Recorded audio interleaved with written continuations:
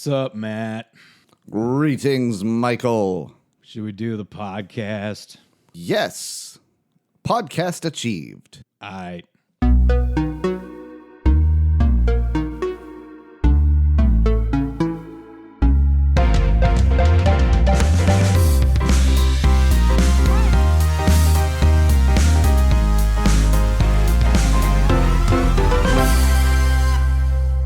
Welcome to Hacking the Grepson, the podcast about programming and software development and related disciplines. I am Mike, and I'm here with my friend Matt. How are you today, Matt? I am well. How are you, Mike? I am also well. Thank you for asking. I am not a robot. Yeah, I think I need you to pass a CAPTCHA now. I clicked the button like a human would. Like a human would. So today, on the episode of Hacking the Grepson, the podcast that I already described, we mentioned a couple months ago how we were talking about making a game. You know, we had some initial luck and initial progress, and then it kind of fell by the wayside for various reasons because life's and busy, other interests. man. Yeah, there's just, making a game when you can't make it your only, let alone top priority, is tough if you want to do it right. I mean, we could bust out something in a weekend and not be super happy with it, but it would be a game. But we wanted to make a game we want to play and that we like. And so we kind of took some time off and did other things, but now we're back. And I think the best way to get back on track is to do some brainstorming. Okay.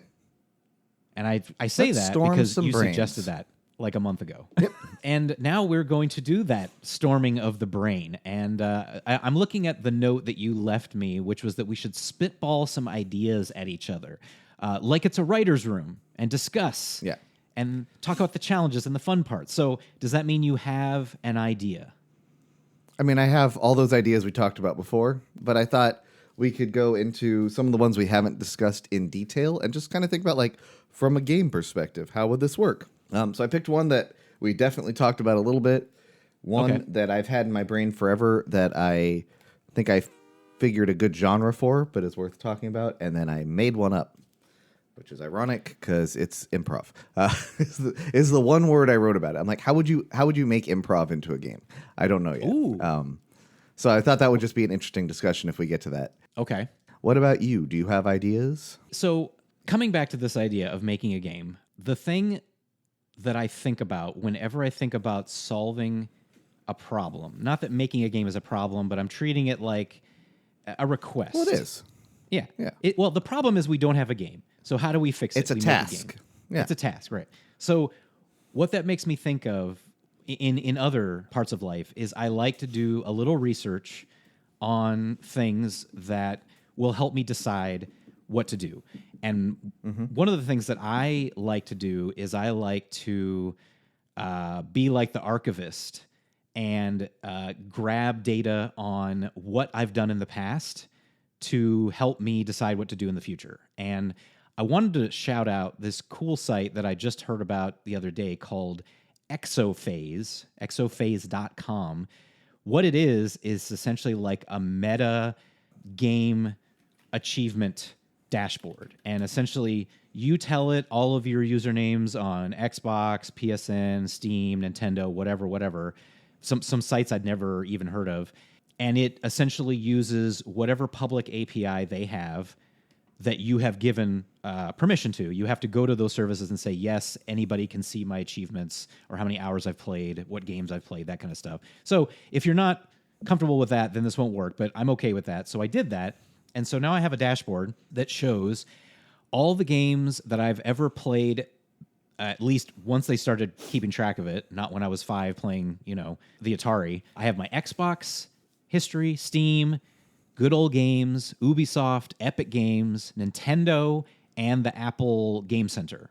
Wow. And I have them all on a big list, and I have them sorted by number of hours played. And the number one game on my list I was going to say by far, but honestly, number 2 is pretty close, is a game called Animal Crossing New Horizons, which is the game that came out on the Switch during COVID. And a lot of people played Animal Crossing New Horizons. For a lot of people, including me, it was my first Animal Crossing game ever. And a lot of other friends started playing it, and we would talk about it, and you could share your map, and people could come and look at your island and buy your what were they? Not onions or radishes. You sold something that bells. Huh? Isn't it bells? Isn't it Well, bells in that game? bells is the currency.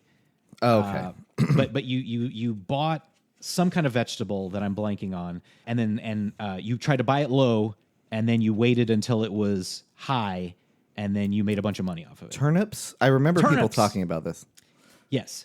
I did Turnips. not play this particular Animal Crossing game. Oh, in wow. part because everyone was turning it into a big social experience, and I don't want that. That is not why I play games. Wow. So already we are at odds. But also, for apparently what we like to play. I don't like that raccoon guy who yells at you all the time. Tom something. You don't like Tom Nook? No, he's a jerk. He forces you into indentured servitude immediately.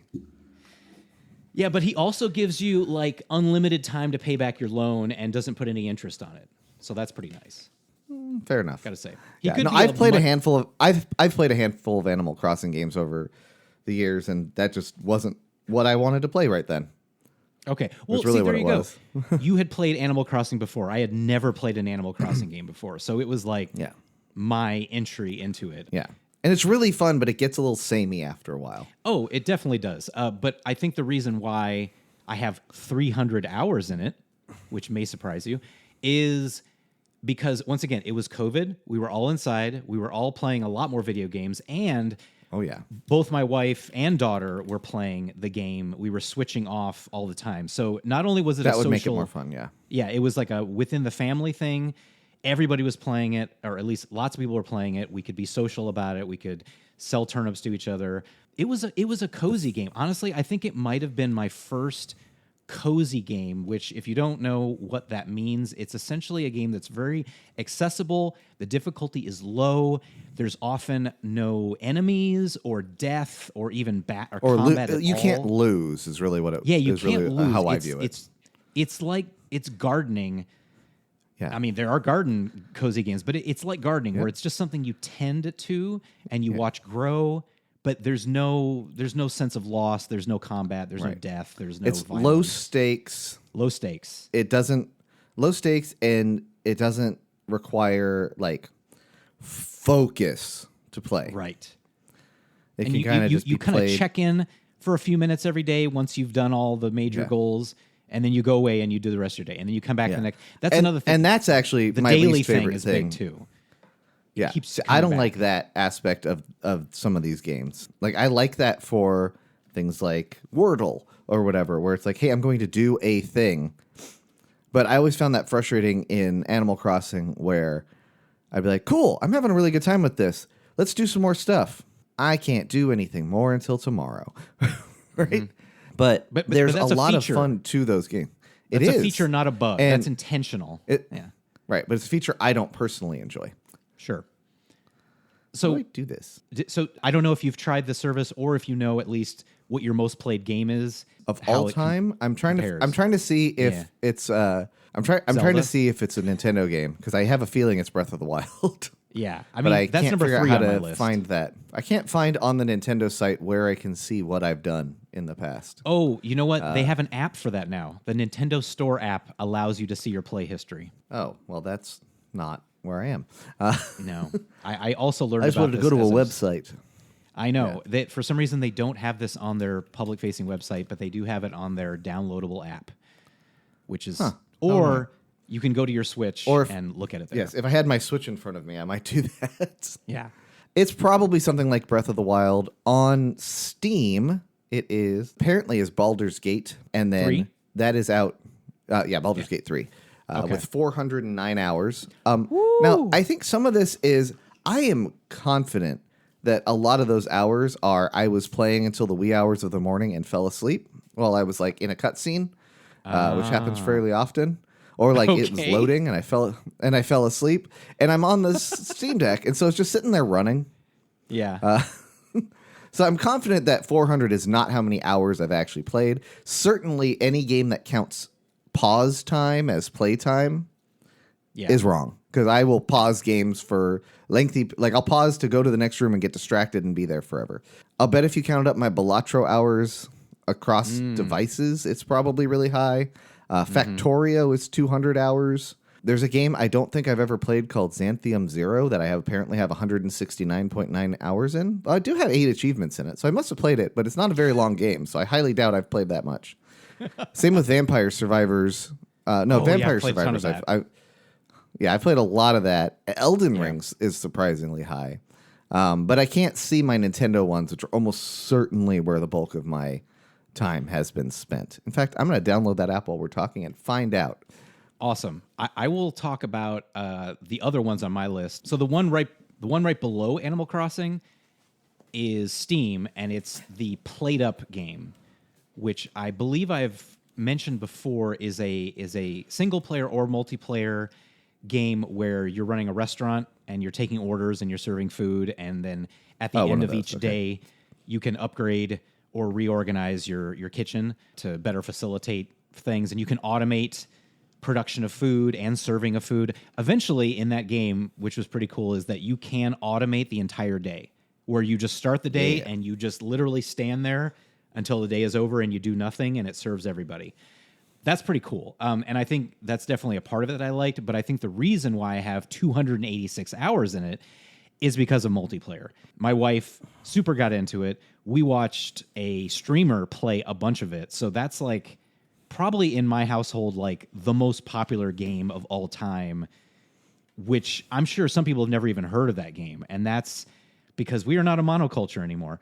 It's interesting. I have never played both that of my game, top two and games I don't are watch multiplayer streamers. games, or couch and I co-op. assure you, none of mine are, because I don't like that. That's not what I enjoy out of games. Right, but what's not interesting why I is play that them. if you had looked at my list of games, I don't know, even 10 years ago, definitely 20 years ago, they would be very different. And they would, like, Zelda is my number 3, 255 hours. Fallout 4 is my 4th one, 170 hours. Satisfactory is 169 hours. I would have had way more single player, probably adventure, action, RPG games. Like, I definitely did a lot of the Baldur's Gate and Baldur's Gate related things. Neverwinter Nights was another big one. Like the Mario games, Super Mario, all of them, the Zeldas, those are like single player, get lost for 100+ hours in a game and play nothing else really until you're done.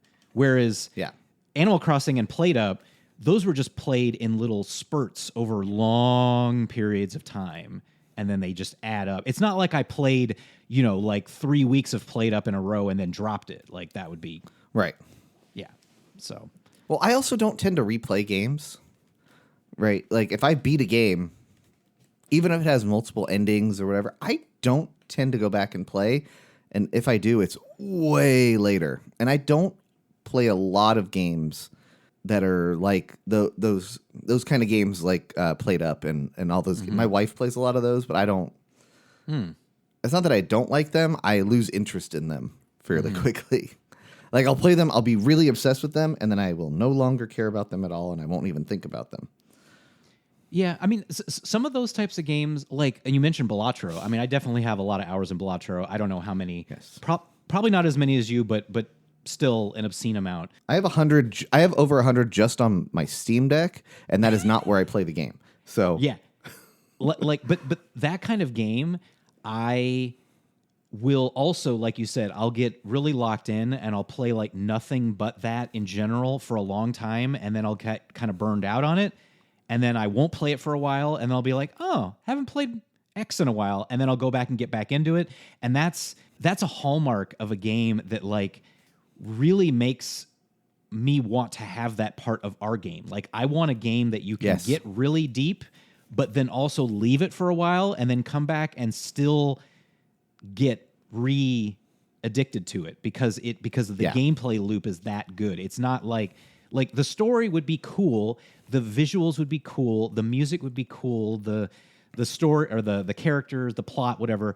All of that is cool, but all of these games on my list really generally show except for the single player long play ones like Fallout and Zelda, they just have a loop that is good. And so you can play it for a while, get sick of it, do something else, come back, be reinvigorated over and over and over again.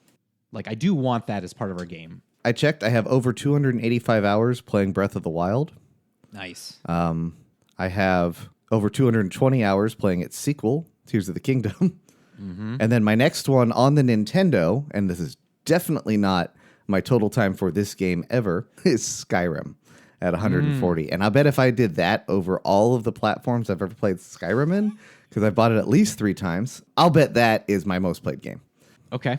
I would be surprised if it's not.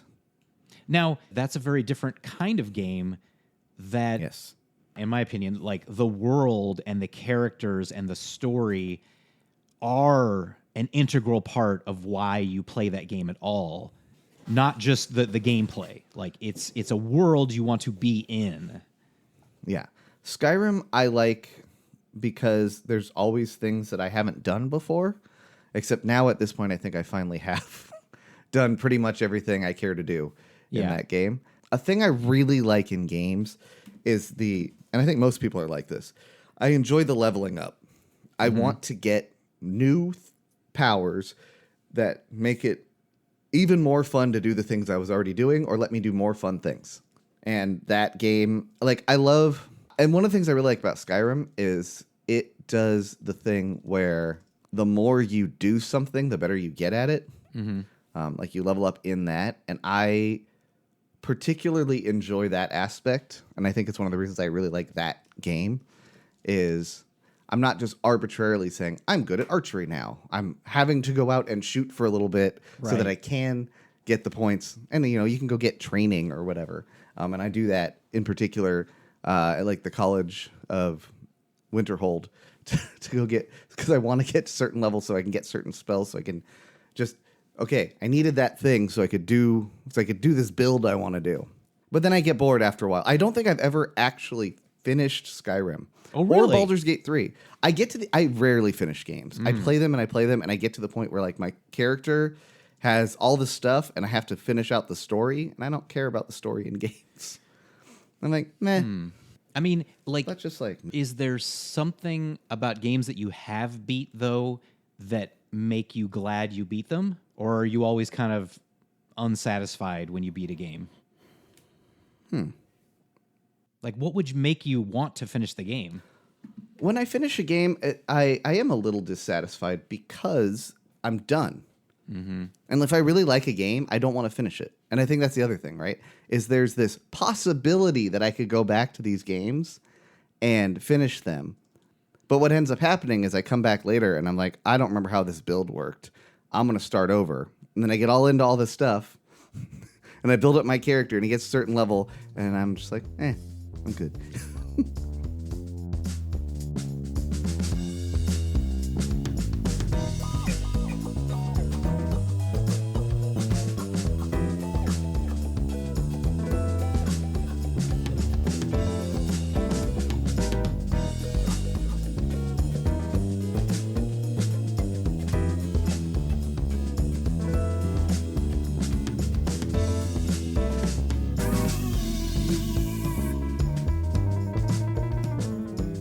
I would love for whatever game we make, especially because I think it has to have some kind of adventure leveling progression, that when you, much like a TV show, when you leave and you come back, they have like a little, like, here's what happened on blah last season or even last episode, right? To kind of catch you up. That's a thing games need to have. I agree. That would And be awesome. also, hey, by the way, here's how you do things again with your controller, because every game uses different mappings for some reason. Well, why is jump not always the same button on every, like, at least in a genre, right? I go between I two would think Metroidvanias. it is, though. I would think space is like almost so always frustrating. jump. I bounce back and forth between two Metroidvanias that I'm playing right now, and the control schemes are so different that, like, in one of them, the trigger buttons and triggers themselves, or the shoulder buttons and triggers, are the majority of what I do for attacks. There's like multiple different attacks, and so they're all up there. And in the other one I'm playing, left shoulder button, like is a downward attack. Okay. So I'll be like jumping through the world and I'm like need a pogo off of something and I hit the left button and instead he teleports or whatever the and I'm like, can we just stick with like a mapping? This button is dash. This button is small attack. This button is big attack. Yeah, I mean, obviously not every game developer is going to use the same set, but I mean, I would think a lot of genres are kind of set in stone. Like first person games are all WASD and space and Z or C crouches. Like I kind of instinctually go to those things. I agree with you that I think PC games do a better job of this. Keyboard and mouse. Controller games do not, and I almost exclusively play games with the controller. Okay. So keyboard and mouse are more know. calcified. Yeah. But that's an important thing that I think when we decide what the controls are, that they make sense in a what's the word? They're intuitive. You know, like what intuitively would you press based on 40 years of games that we've played rather than, you know, a random button. Yeah. But a quick mapping of that, right? Like you can go see controls a lot of times, but I think what I need in games is the ability to quickly drop in and like get like a mini tutorial of like, here's all the things you can do. Remember, this button does this button does that, this button does that. Oh yeah, right, okay. And then I can play with it for a minute, get the muscle memory back, your bearings, and then jump into the actual game itself. Yeah, because half the time I go into a game that I haven't played in a bit, I exit out immediately because I'm like, everything I do is not what I'm intending for it to do. Right. That is a level of friction that seems like it's easily fixable, but it's just not a high priority, I guess, for devs, because I don't think I've really ever seen that feature. Well, I think everybody expects that you're playing their game from start to finish with nothing else in the way. And that's a stupid assumption. Yeah, that is a bad adults. Assumption. Yeah. I'm looking a grown at, man. I do not have time. I'm looking at like my top 5 to 10 games that I've played, at least based on the data in the last 10 to 15 years, and I'm like, what I really like about these games that I definitely would want to have in a game that we make. Animal Crossing obviously has progression. It has a reason to come back every day. It has like something changes about the world every day, whether you interact with it or not. You can expect that there is some kind of internal world that is kind of existing, even if that's faked mechanically, within the code. It doesn't have to live on a server 24/7, but it knows, it has a sense that time has passed and something should change. That is kind of fun. That's an addictive thing to a game that I'm not sure is a top priority, but it's really cool and makes the immersion better, because you're like, oh, this is not just something that lives and dies by me powering it on. It actually has some sense of like it exists in a time, Yes, and I like that a lot. One of the things I don't like about Animal Crossing, I don't want to be punished for not playing the game. I want an incentive to come play the game. Oh, I get it. I can get a new thing from coming in this day. I hate streaks. I find that, unless it's just counting it, right? Like, but if you get something because you logged in 7 days in a row, I don't like that. And I really hated in Animal Crossing if like, oh, I went on vacation, I came back, and now everything's dead. I'm like, well, that's stupid. How about you? Like, but I do like if I go into a game and say the world is different because it's Halloween time now in the real world, and so like there's some Halloween specific things going on. Pokemon Go does a really good job of that. I think it does have a little bit of streakiness with regards to like getting your next achievement in some of the achievements require you to log in basically every day to get streaks or whatever, but it's not core gameplay. Yeah, and that I'm good with. Optional stuff like that, I'm fine because I can just ignore it. Yeah. And minor degradation is fine as long as I can build back up, right? Easily. Like, I don't want to waste my time having come back into a game getting back to where I was so that I can continue. Yeah. You really have to get to the core of why are you playing the game? Are you playing it because you like the world and the characters and you want to visit it? Are you playing it because the mechanics are really fun and you enjoy that, really guttural kind of response to a mechanic and following through with something or following logic of something? Do you like it because you like to-do lists and you like to check off those to-do lists? Like you want tasks to accomplish. There's a lot of reasons why you might play a game. I was talking about cozy games earlier at some point, and I think the appeal of the cozy game is that it's sort of something to do with the low stakes that you can always get better and progress at. And just progressing at anything, just like you said, leveling up, getting something new is fun. Now, whether it's gated behind your ability to do something or your knowledge or logicking of something, or it just happens because you logged in. That seems to be the crux of so many mobile games, which I definitely, like you said, I don't want to go that way. I want there to be a task where you feel like you've accomplished something and you get a reward for that. And just starting the game is not enough. Like that's a bad incentive structure. So let's see if I can address some of this. The to-do list. Let's start with that one. Okay. Because my initial reaction is no, I don't want that. Yeah, I felt that. But I do is a thing. Okay. It's not that I want a list of things that I have to do. I want a list of things that I can do. Like I hate when I'm in a game that's open-ended and I don't know what I'm supposed to do next at all. And it's go wander around aimlessly until you no. Don't do that. Always have an objective. My character should have a main objective from the beginning. If it's a character-based game, right? Like Zelda or whatever. He should have a main objective, defeat Ganon. And then I should know what my sub-goal is there.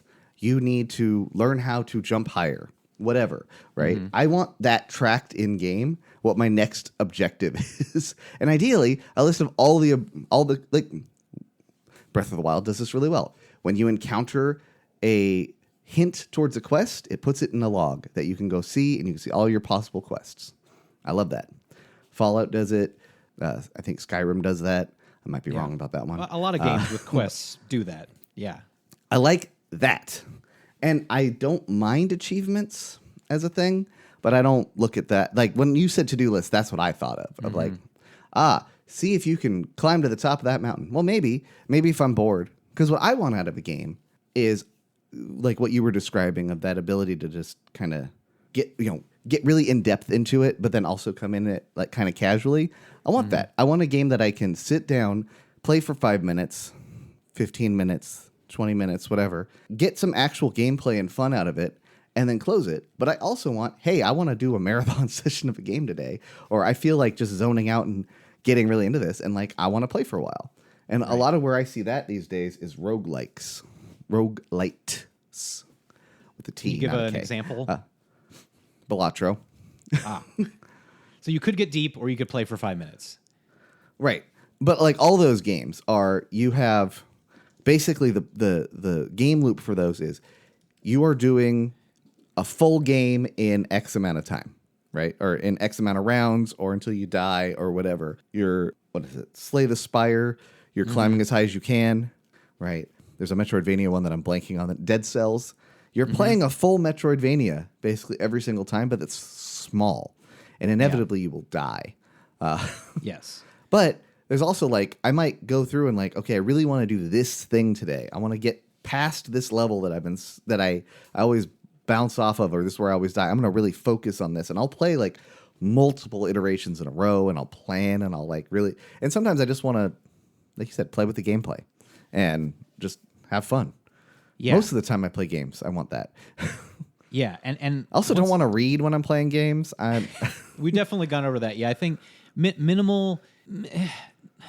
I mean, I go back and forth on that actually a lot. In that, I play a lot of games that have lore or have recordings that you can listen to or stuff that happened before you entered the world, and now you're learning about what happened before, and that can be done well and it can be done poorly. And I think a game I've played actually a lot of that I want to comment on is The Last Caretaker. The Last Caretaker I have played Is that where you're an old man? No, there's, you're like, a you're the last lighthouse? kind of like robot in a world Okay, it's not that the game I was is thinking of. basically looks like Waterworld, and all the humans are gone, and you're trying to rebuild humanity. So you're the last Oh. caretaker of humanity. And Cool. the thing about that game is there's obviously a lot of lore because you wake up and you're a robot and all the humans are gone and all the other robots are turned off or dead or whatever. And you're like, what the heck? But there is a voice that is basically telling you what to do and giving you objectives, which honestly, I'm still not 100% sure what the source of that voice is, if it's just playing in your head or if it's some kind of godly figure that's speaking to you. It's not really clear, but it doesn't matter. You do get lots of memories and logs, and they go into a computer system that you can look at any time on your ship. So it doesn't force you to read it. It just says, hey, you got some more logs. And you can go to the machine if you want to, and you can read it. And it's basically information about the world before it went to poop. And Okay. I've read very little of it. And I think that's because the way it's presented doesn't make it seem like I should really care that much. The gameplay of like, modify your ship, go to these points of interest, rebuild stuff. You actually grow humans in this game. You actually get memories and put them into like a tube, and you take them to a place and you input them and you say, make this type of human, and you hit a button and it takes 15 minutes and a human grows out of a seed, and then you put it in a rocket and you send it to space. Like, I don't know how I feel about that. It's a really cool game. Like, the idea is post-apocalyptic. That's not exactly original. But I love that. But it does it really well. It's unique and interesting. It does have a lot of combat though, where you have to fight things. I think the thing with lore is that games need to do a better job of showing, not telling. Right. So, like, one of the games I'm playing right now has all of these. Well, it's attempting to have moral choices that have like actual weight, and basically what it is at every boss or whatever, I can't really figure out when. I can't figure out exactly when because I haven't been paying too much attention to the lore I've been picking up. You have an easy option, which is evil, or you can do something that you have to have read all of the notes really carefully as you went around. And like, why am I reading notes to do that? And also, why do I have to go back to the note to go find it on the map instead of just, why isn't that in a journal somewhere that I can just go read and be like, oh, and highlight some things. Be like, my character should be like, oh, I read these notes. Now I know I need to go do that, right? It should figure these things out. I don't want to do that. That is not my job. I am playing a game. I want to have read things. I'm like, sure, okay. King whatever is doing something great, unless it's like King something is capturing everybody and turning them into slaves or something really obvious. Like, he's going to blow up a school. Okay, he's the bad guy, right? You got to make it obvious and not just be like, oh yes, I dislike this person because blah blah blah. Here's a 50-page note that you have to read through and maybe care about. No, I'm not playing a game for that. I'm playing a game to do, not to read. I read books if I want to read. I mean, so show me, demonstrate. Ganon, Bowser, they kidnap the princess in front of you, and you're like, oh, I'm going to go get the princess back. I don't need more. I don't need, in 1,500 years ago, a dragon gave birth to a lizard man who could breathe fire, who's obsessed with Italian plumbers. Right? I don't need to go searching around the world to go find that. Well, but think about old Nintendo game booklets. They were like 20 pages that were mostly pictures, and there was a couple of paragraphs that gave you context. Right. Well, but also like Arkanoid has a storyline. What? Right, of course. I mean, there has to be a reason why you're trying to break out, right? Are you a prisoner and this is how you break out, by hitting balls against blocks? I don't know. It doesn't matter. You are a spaceship. That's the extent of what I remember. Why there are balls, I don't know. I was thinking of how Fallout does it, because Fallout, I think, is very... Fallout does it very well. Yeah, the world and why what happened and how it affected people, that's like a core part of why I like that game. Like, if you took away all of that and it was literally just me moving like an avatar around a desert shooting things, it would not be nearly as entrancing and as It should be flavor, which is what it is. Yeah, but Fallout. it's. I mean, it's hard to say like what would Fallout be like if it didn't have any of the paint. I don't know because they didn't make that game because why would they? Because they probably would have gotten bored with it before it was done. Like I think they thought of I mean you should watch Tim Kaine on YouTube. He was one of the original creators of Fallout. He has a YouTube show every day. He does little talks about game development and especially Fallout. It's great.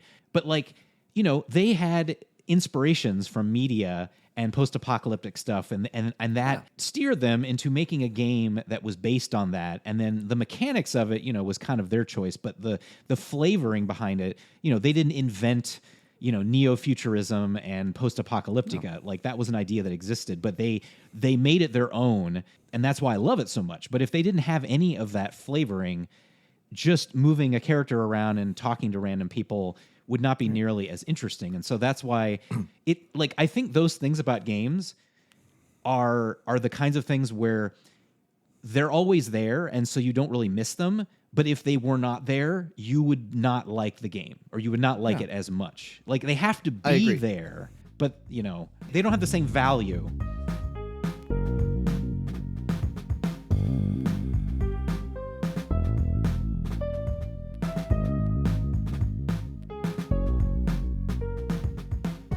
Yeah. So here's an example of where I think Fallout does that kind of thing really well. Mm-hmm. I'm playing through Fallout New Vegas again because it's the best Fallout game. Always a good choice. And you say walk into Caesar's camp for the first time. Yeah. Right. There are people strung up, being tortured, crucified, basically, right? Yeah. As you're walking through, you can see this. They're begging you. They're not talking to you. You're not stopping and having conversation unless you choose to. Hello, adventurer. I am in great pain. Right. But they're like, help me. Yeah. I didn't even do anything. Right. They're claiming innocence, whatever. I can't remember exactly how it works, but it's very obvious looking at it. Just walking through, glancing around. This person is not aligned with my morality. Mine personally. Or maybe they are, depending on how you play that game. Right. Mine. I'm saying this person doesn't align with mine. Yeah. Right. And so I can see how this kind of person is. And then the way they act is very similar. Even the quests they give, they're like, go kill, if I go, I know there's a quest in Fallout 3, I can't remember which one, but basically it's like, I think it's go blow up all these slaves or something like that. Yeah. And it's like, okay, that's clearly the bad path. Right. But you also know that about the person. And it's clear in the text. It's like, go do this horrible thing. And it's short, it's a blurb, it's summarized.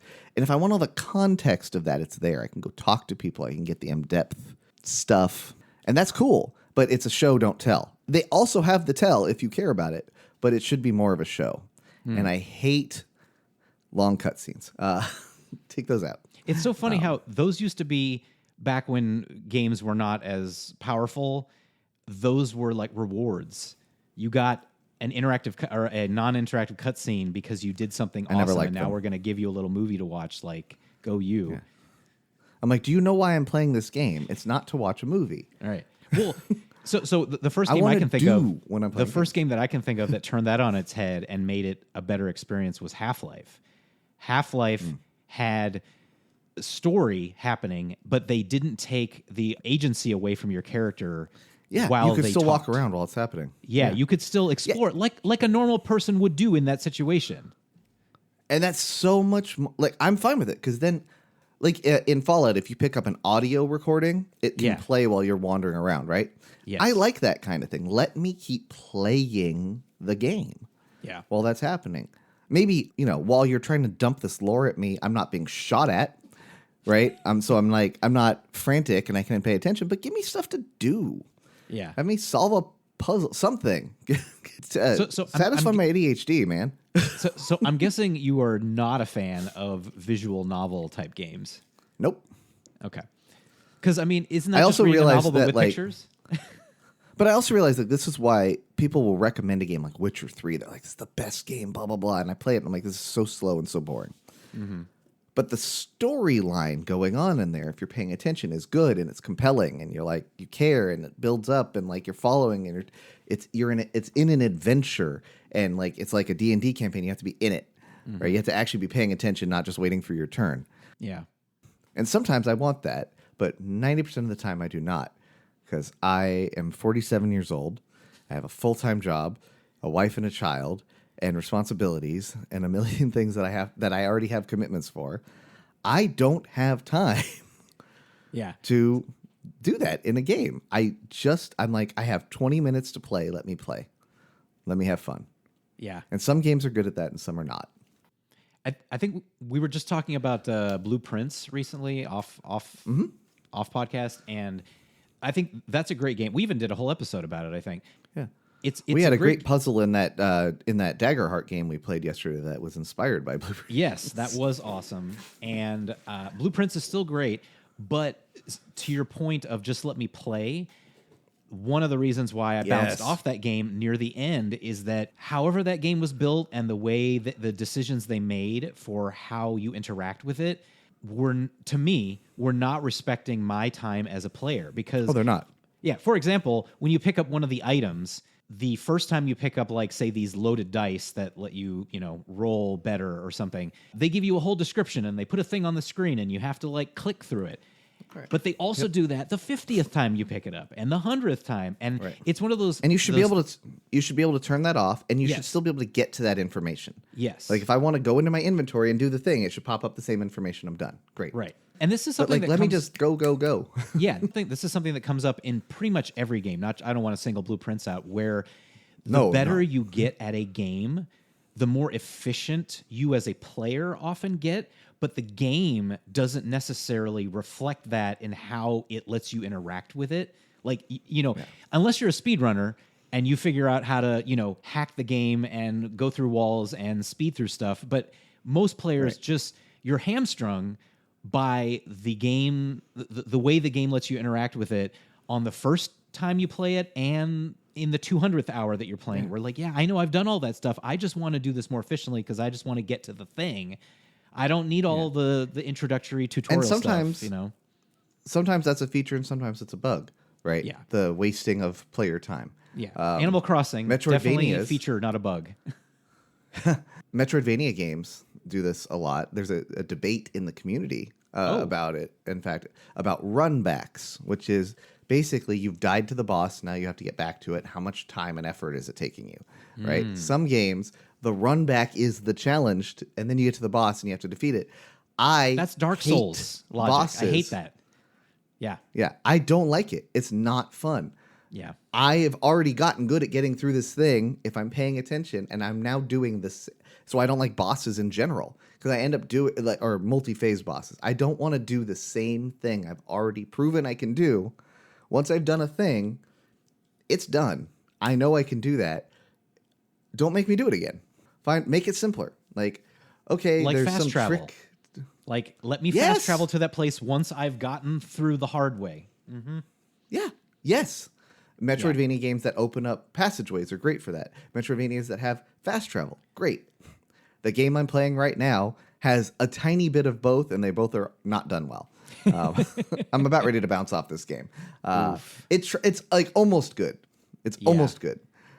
No, I'm 100% with you there. I actually really love any game where you have to like you said, make progress through a certain part of it, and then once you get there, you get to hit like a button and it opens up like a shortcut back near the beginning. So if you die, you can just zoop back. That's great. Do more of that. Every dungeon in Skyrim pretty much is like that. You get to the end, you pull a lever, it opens a door. It's like right by the entrance. You're like, why didn't I just come in that way? Because it wasn't available to you. Now it is. That makes me think of another game on my list that's a little further down. It's more like in the 20s or 30s is UFO 50. I know this is a game that you a lot of people would bounce off because it's a retro collection of 50 games that were made for a fake video game system and made by a fake video game company. There's a whole lore behind it. I love the concept. The concept is fantastic. Is brilliant. But the games are hard. And they're like old school Nintendo hard, where punishingly hard is my understanding. But and once again, to use the feature not a bug thing, they're like, you made it 99% of the way through this level, but then you died. Go back to the beginning. Get good. Of the game. The game. Yeah. Like, you have 3 lives to beat this entire game, and if you lose them, back to the beginning. Deal with it. And It's harsh, but it's a choice. It is a Right. choice that they're like, But this is what. But it's a choice that was made out of arcade games trying to make money. So Right. it's dumb to have in a home game, in my Right. opinion. Right. But some And- people and- enjoy that challenge. I'm not Yeah, one of a them. lot of people do. A lot of people see that as a challenge to rise to, not a challenge to get rid of. So Up, down, down, left, right. I mean, BA, select, start. Come on. Yeah. Like, let me, Oh, you're give me playing my the 30 two-player lives. I version. don't want 3. Always. Why would you play Contra any other way? I pretty much only played it single player because I didn't have Which friends is as a funny. kid. So, as a kid, I had time and friends that were I was at people's houses and playing multiplayer games was fun. As an adult, unless my family is playing with me, I'm not playing multiplayer games because I don't have people that come over to do that, and I don't have a setup that's set up for that, and I don't have time for it. It's funny though because as a kid, I didn't really do. I've played more multiplayer with my family in the past like 5-10 years than I ever did as a kid because as an only child, I just kind of learned to play by myself. And I just played a lot of single player games, and I was fine with that. But the occasional time that I do play a multiplayer game, I totally get the appeal, and it is super fun. But it is one of those things where there's just enough friction between me and the setup to make that work that I just don't do it as much, or I didn't. Yeah, Smash Brothers couch co-op, super fun. yeah. Smash Brothers online co-op, or not co-op, PvP. No, I don't like it. So It loses it loses the appeal. And I know we've talked about this before, but just to revisit, like, is there any element of multiplayer that you would want in a game we make, like at all, in any capacity? I like passive multiplayer. Where Explain that. I mean, did you ever play a MUD back in the no, day, a but multi-user dungeon? I know of them, but I don't. So yeah. those were kind of fun because if somebody else died while they were playing, their corpse would be in the world generally, and someone else could come across it and take their stuff, as an example. Right? Okay. You might run. Other players are in the game doing things. Oh, I see. The and game is I might aware of other stumble people. across them. Yeah. Right. And you could not, with not too much difficulty, have like added like party formations and stuff to that, so that you could travel together and like do things. I assume, I never did this, that there were ways of like attacking the same creature at the same time, but because it's a like turn-based text game, I imagine that wasn't the case. But there's ways of doing that now. What I don't like about multiplayer games is where you can't pause. Elden Ring, I'm looking at you. That's not a multiplayer game. It's a single-player game that has like echoes of people, but it won't let me pause. And I'm like, I'm mid-fight. My hand is cramping. Let me pause. Yeah. I mean, Oh, I need to go take the trash out real quick. Let me pause.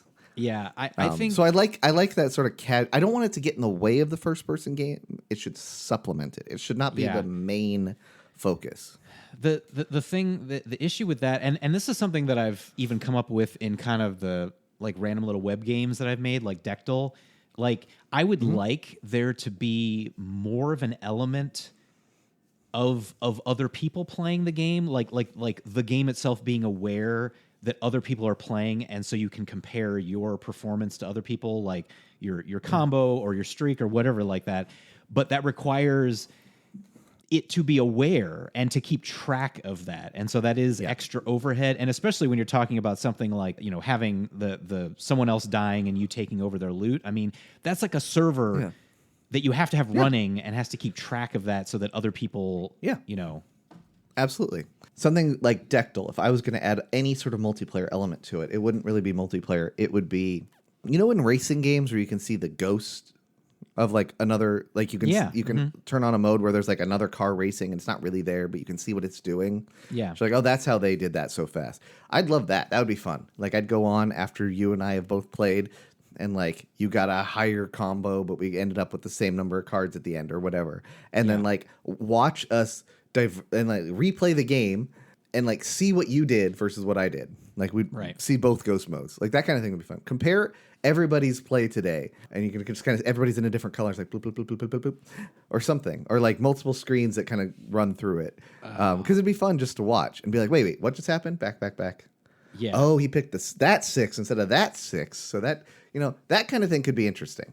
Yeah, I love all that, and these kinds of things have been suggested over the years, and it would require a rewrite of how the game works. Oh, because yeah. it wasn't written that way, but it sounds awesome. Like, well, and also I think the safer, less invasive way would be to have like some kind of anonymous record keeping, where it just keeps track that a person did this, not necessarily that you did it, because otherwise you'd have to have like a user account that you log into, and that's more overhead, and I don't know if I want to deal with that. But that is something, when you're making a game and you want to add that kind of stuff, you do have to be aware and cognizant of the overhead of keeping track of that stuff and syncing it, especially if you play real-time multiplayer. Yeah, we're not even talking about real-time multiplayer. We're just talking about multiplayer. I like real-time multiplayer. Record keeping. But even that is overhead, so... Real-time multiplayer I only like as couch co-op. Right. But once again, and I don't like PvP, but that's just me. Like, that's a me thing specifically. And if you're doing real-time like couch co-op, you don't necessarily need the server component. It can just all be on the client. That really depends on the kind of game we're making.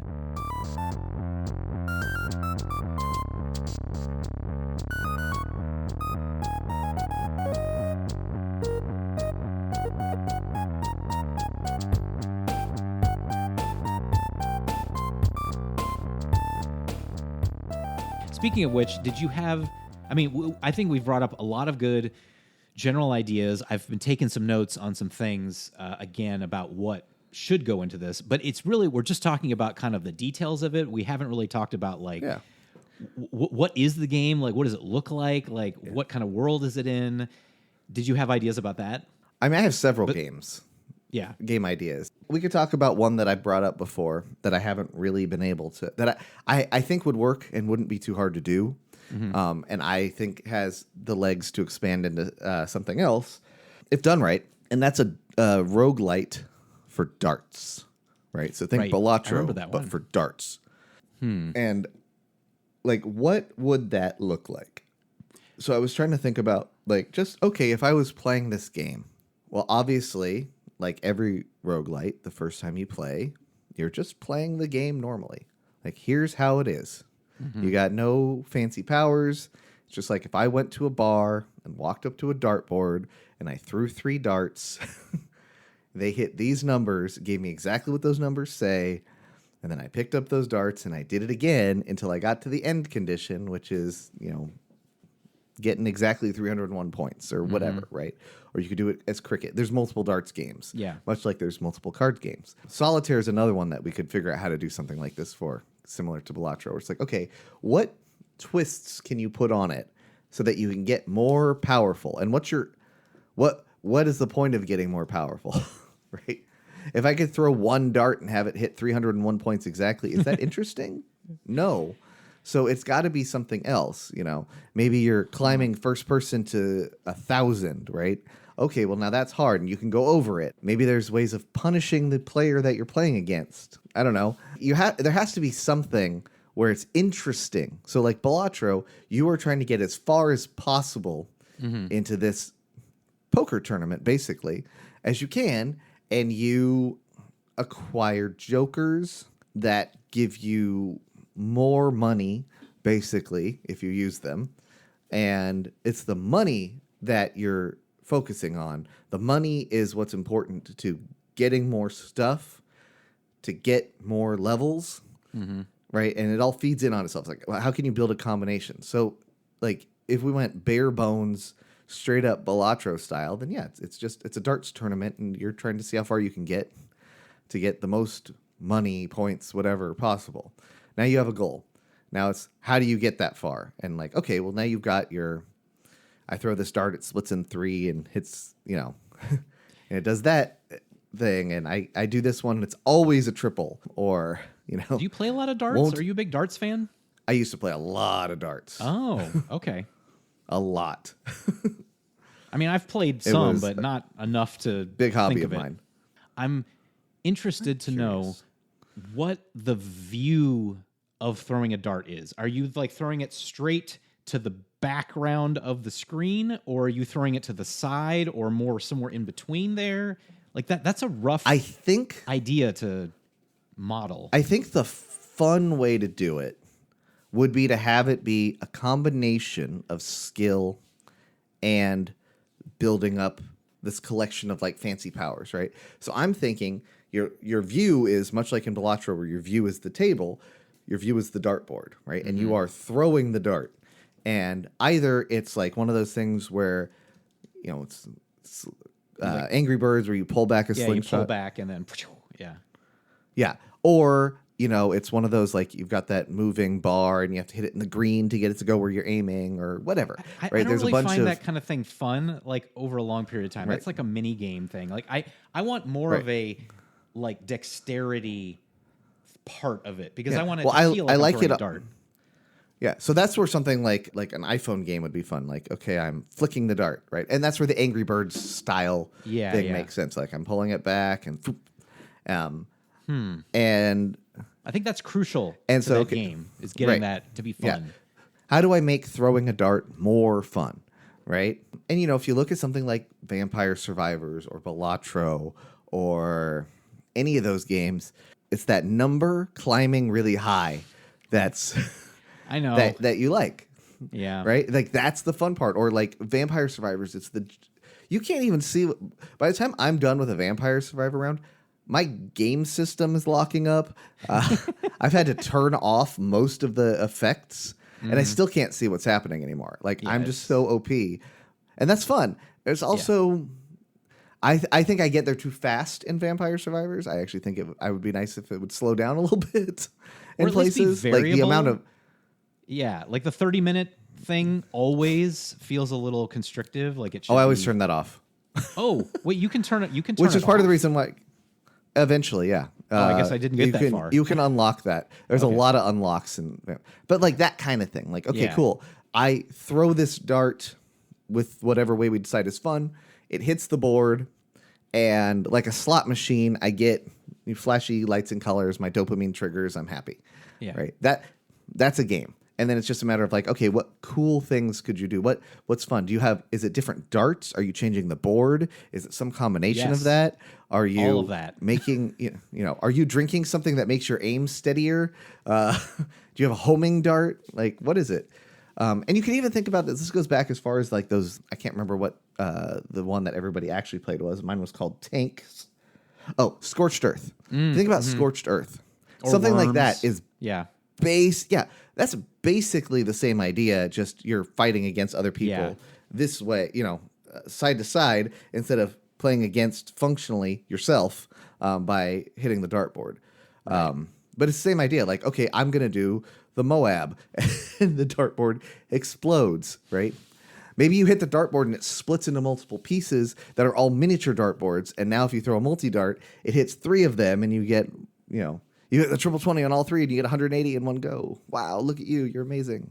But there has to be also some there has to be trade-offs in anything that you do. Yeah. In a game to make it fun. Can't just be get better. I really, that's a great idea. I love that. I really think it only works though if the dart throwing mechanic is solid and fun. So that's like the first thing to figure out. And the other thing is darts is fairly limited in what you do. Yeah. You throw a dart. Yeah. Like, there isn't a lot to it. And that's where, like, darts, if I got that concept working pretty well, I would like to take it out of darts and move it to disc golf. Because same idea then, but now you've got location that matters. But it's the same idea. I'm throwing a thing, and it does a different thing. That sounds like a three-dimensional thing now. Because you're on a course with elevation. That's the problem I've run into with the disc golf is you got to model that. Like, I would think you'd want to model the disc. But if I'm not walking, that's okay. Because then I'm like, I've thrown the disc, and now my next step is go to that disc. And so I'm seeing what I can see, and I can see like an overview, and like, okay, that could work. I could see that working in 3D without being an issue for me. I could build that game in a way that would be fun. But darts is the simple version of that. Yeah, well, I like the idea also that you mentioned earlier for solitaire, like a roguelite for solitaire. Like, if we took something like Dectal, but ran it through the Balatro machine, like, how could... Because I think a lot of people, rightfully so, find the idea of solitaire boring. I mean, it comes from the idea of the original name patience. Like you have to have patience to want to play it, but really it just means when you're bored. But how could you make it crazy fun like Balatro with like all of the different whiz bang stuff? I don't know. I don't know how you do that. I think the first step of all of these is to make it really, really hard to win when you have no powers, right? Balatro, you're not getting through level 8, Right, without or powers. through anti 8 or whatever, Yeah. without it. You're just not. You might not even get It's through not 2 or gonna 3. happen. Right. And so something like Klondike, right? What most people think of when they think of solitaire. If you play that the original way, where you flip over With three cards at a time, Yeah. and you cannot and you can't go through the deck again. You do it once. You're not going to win 90% of the time, 99% of the time. And right at that juncture is where the fun comes in because, oh, wait, but I have this special thing that can blah, blah, blah. Right. This lets me go through the deck a second time. Oh, well, now I've gotten further. I've made more money. Now, now I can do one card at a time. Now I have infinite tries through the deck. Okay, now you can beat it. Yeah. Now what's the next step? Oh, hey, you beat solitaire. You've unlocked this other form of solitaire. You've unlocked golf. Yeah. Golf has a different goal, and your powers don't make sense there anymore. It's already flipping over just one at a time, but you can only go through the deck once. Yeah. What if I go through and I can go through the deck a second time? What if I can swap cards around? Yeah. What if I can see? What if I have I can see into the deck and see what's coming up? Yeah. You know? Yeah. I don't know. What if this card is worth? What if this card's a wild and I can put it anywhere? Right? Yeah. All those kind of stuff. Free cell would be a really interesting one to do this with. I think more to your point of running it through the Balatro filter is you need to add in stuff that combos. Combos are the real dopamine thing, and I'm not sure how you do that. Ooh, this build together worked really well. That's where I feel like Solitaire is going to struggle, but something like Darts might not. But again, it's what's the goal, right? Yeah. If it's you have 3 rounds to get the highest score you can, and you're playing against, in the case of Balatro, a fixed number is what you're playing against. Be higher than this, okay? Right. Get this high of a score in this amount of turns, right? Okay, that's actually a good one. So darts, you get 3 darts, right? That's on your turn, you get 3 darts, period. And so if you had, say, 1 round to get 500 points, you're not going to do that. It's literally more impossible. than likely. Yeah. It's not, because you could hit the triple 20 3 times, and you could do it. Wait. So then should the goal be something that is literally impossible the first time, or just something that's really hard? I think it should be functionally impossible, but not Okay. actually. But not literally if you got impossible. super lucky and were super skilled, it works, right? Okay. And that could, Klondike, again, if the deck is set up right, you win. And it's you don't even have to think to do it. It's like Candyland. Yeah. Yeah. It's a deterministic game. But then adding in the randomness element is huge, which is where something like in darts, the way you fire the dart, where it's going to land has some randomness. If you did it with archery or disc golf, then you can include things like wind. With darts, maybe it's that you're always slightly inebriated in the game and you can buy sober up pills, whatever, right? Whatever the thing is. Right. I like the idea of doing it with darts as the first one, though, because it's a static image, and the problem I run into more than anything else when I'm building these games is trying to get all of the graphics and moving, which I'm okay, I'm doing too much. I want to just design a game and play it. Like what you did with Deckdal, with golf. It's great. You've got a game, a functional game that's fun to play, that I play every day, pretty much. And I enjoy playing it. Yeah. And the fact that I can only do this particular arrangement one time, which is the seed, right? In Balatro, you could, I could give you the same seed that I'm playing on, and we could both how far did you get? Oh, I got this way. What did you? I went this route with the Jokers. Oh, I went this route. Oh, that's cool. Yeah. You could talk about it and compare if you wanted to. Free Cell has that same thing, actually, where Free Cell there are numbered games. So I at one point started from 1. And started just how many Free Cell games can I win? And I gave up on that after a while because it was boring. But that was a challenge I set for myself. I mean, this is an interesting challenge. But my mom plays Free Cell, and so we could be oh hey, I played game 1, 2, 3, 4, 8 yesterday. And if it had a name or something, then it's something you would actually talk about. Right. And I think that is Or a daily. yeah, I think that's an underestimated part of this that we're dancing around, that having that what's the thing when I couldn't do the bug that you had me do. I couldn't replicate it. Yeah, easily replicable setups, Reproducible, yeah. so that multiple people can try them and see how they did. And I think that social aspect is important in the age of the internet, and keeps people interested, and having that daily thing, even if ours doesn't have a daily, but if it has some like, did you try, set up, blah, blah, blah, how did you do? And you have achievements, and you have unlocks, and you have challenges, and all of those things playing together to give you more stuff, which makes it more fun and makes it easier to do more things, and widens the options of what you can do, right? The first time you play a game in these things, you have a very limited set of what you can do, and the game maybe lasts 5 minutes before you lose. Yeah. Right? And you slowly get better and better, stronger at it, and you start to have more options of what you can do, which makes it more complicated, which makes it harder again. Right? And there's that balance. And now I've unlocked probably everything I'll ever unlock in Balatro, because the next thing I have is like get a hand that's $100 million in one hand or something like that. And the highest I've gotten is 34 million, which I only learned that I did today when I was looking to try to see how long I'd played it. And I was like, that's huge. And I don't remember doing that, but I don't know how I did it, because that's an insane number.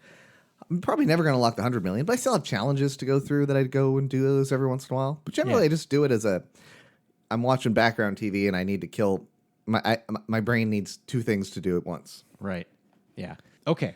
I think these are all some great ideas. I like that not that we've decided, but that we have kind of a focus on this roguelite idea and darts as a thing. Like that is a foundational challenge of how to set up what it looks like and how you throw a dart at a board. That's something that we could both work on and compare our progress on the next time we talk. And I think it would be fun to talk about other game ideas like this. Like, okay, the next one on my list, which we don't have time to do right now, is, did you ever read the book series Animorphs, or are you aware of what it is? I'm aware of them, yeah. Yeah, right. So it's kids, they can acquire the power to turn into certain animals. Yeah. Or they get that power, and then they touch an animal, and then they can absorb it, and then they know how to be that. I was like, what if there's an open world, like, exploration type game where you've got the Yerks as the bad guys, and you have to, like, part of the challenge is, okay, I need a better morph. How do I go get that tiger without dying? Mm-hmm. Right? And so there's that challenge, and there's these other things. I'm like, this could be fun. What would that game look like? And I know the first challenge of that is the IP challenge. You don't call it right? Animorphs. But then beyond that, yeah. It's animal morphism. Yeah, the mighty Morphin animal. The mighty Morphanimals. Animal Rangers. What? Morphanimals. Yeah, there you go. Morphanimals. Morphanimals. So, like, talking about a game like that, or game ideas you have, like, I just like the idea of, like, us taking, okay, this premise, how would it work? What would be fun about it? What are the challenges? Like, I think that's a fun conversation that we could have with more things. Let's have that conversation next time. I like that. We got it started. We got the engines running again. My brain is firing. But that's going to do it for this episode of Hacking the Grepson.